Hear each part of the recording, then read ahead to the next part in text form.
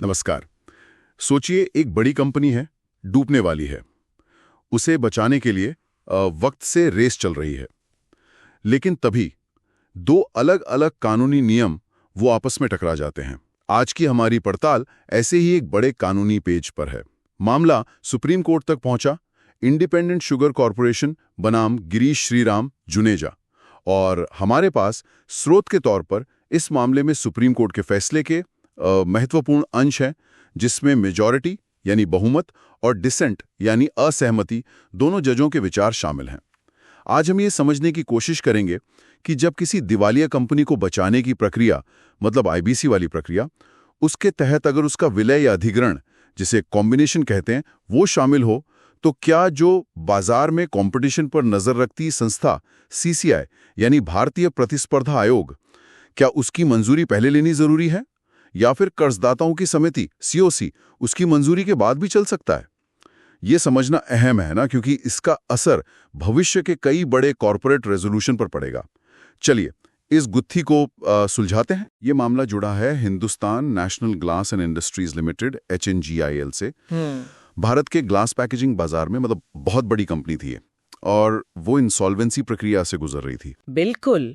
और यहाँ जो मुख्य झगड़ा था वो आईबीसी कानून की धारा 31 सब सेक्शन 4, उसके एक छोटे से हिस्से प्रोविजो कहते हैं उसे, उसकी व्याख्या को लेकर था।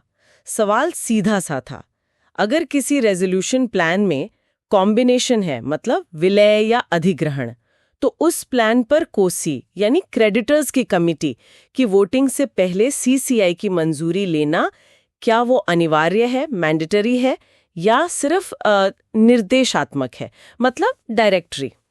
अच्छा, और इसमें कंपनी को खरीदने के लिए दो मेन दावेदार थे। हाँ, एक थी इंडिपेंडेंट शुगर कॉरपोरेशन INS को, जो रेस में पीछे रह गई, और दूसरी थी AGI ग्रीन पैक, जिसका प्लान कोसी ने चुन लिया था। तो INS को का क्या कहना था? INS को का तर्क बिल्कुल सीधा था। उन्होंने कहा कि देखिए, AGI के प्लान पर कोसी ने वोटिंग कर दी, लेकिन तब तक CCI की मंजूरी आई ही नहीं थी। उनके हिसाब से ये कानून का खुला उल्लंघन है, ये प्रक्रिया ही गलत है, AGI का प्लान रद्द होना चाहिए। और दूसरी तरफ AGI और कोसी, उनका क्या कहना था? उनका तर्क था कि नहीं, कोसी के वोटिंग से पहले CCI की मंजूरी लेना अनिवार्य नहीं है, ये बस एक निर्देश है, डायरेक्टरी है। उनका कहना था कि अगर आप इसे अनिवार्य बना देंगे तो IBC का जो मकसद है, मतलब तेजी से समाधान निकालना, कंपनी को बचाना, वो पूरा नहीं हो पाएगा। प्रक्रिया में बहुत देर हो जाएगी। उन्होंने NCLAT के पुराने फैसलों का भी हवाला दिया, जहां इसे डायरेक्टरी ही माना गया था। और कोसी का काम तो है अपने कमर्शियल विजडम का इस्तेमाल करना, मतलब ये देखना कि प्लान फाइनेंशियली वायबल है या नहीं, कंपनी बच सकती है या नहीं। अच्छा, और NCLAT जो लोअर अपीलेट कोर्ट है, उसने क्या कहा था? NCLAT ने भी एक तरह से यही माना कि कोसी की वोटिंग से पहले CCI की मंजूरी लेना वो निर्देशात्मक है, डायरेक्टरी है। हालांकि उन्होंने ये भी साफ किया कि देखो, CCI की मंजूरी अपने आप में तो अनिवार्य है ही, वो तो लेनी ही पड़ेगी, भले ही वो प्रक्रिया में बाद में ली जाए।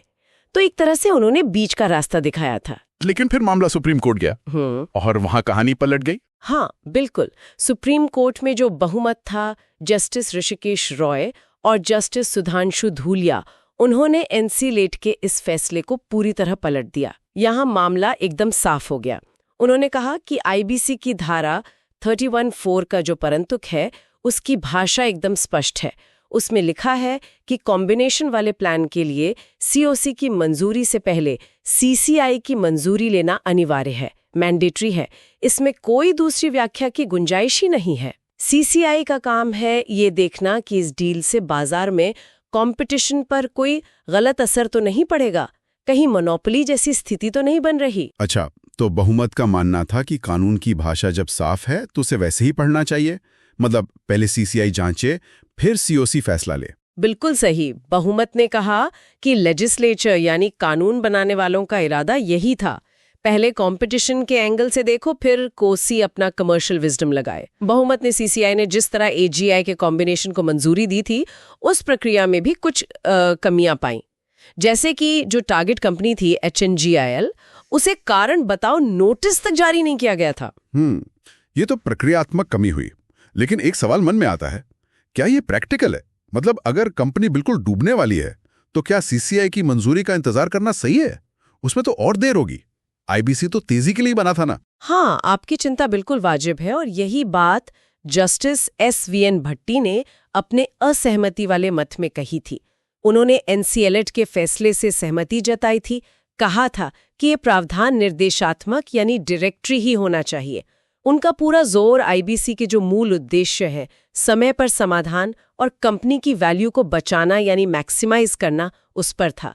उनका तर्क था कि अगर आप इसे मैंडेटरी प्री अप्रूवल बना देंगे तो प्रक्रिया में बेवजह देरी होगी, आईबीसी का जो टाइम बाउंड नेचर है वो बिगड़ेगा। उनका मानना था कि सीओसी का मुख्य काम प्लान की फिजिबिलिटी और वायबिलिटी देखना है और जो बाकी कानूनी कंप्लायंसेस हैं जैसे सीसीआई की मंजूरी, उसकी जांच तो बाद में एनसीएलटी भी कर सकती है। तो आखिर में फैसला क्या हुआ? बहुमत की राय ही मानी गई होगी।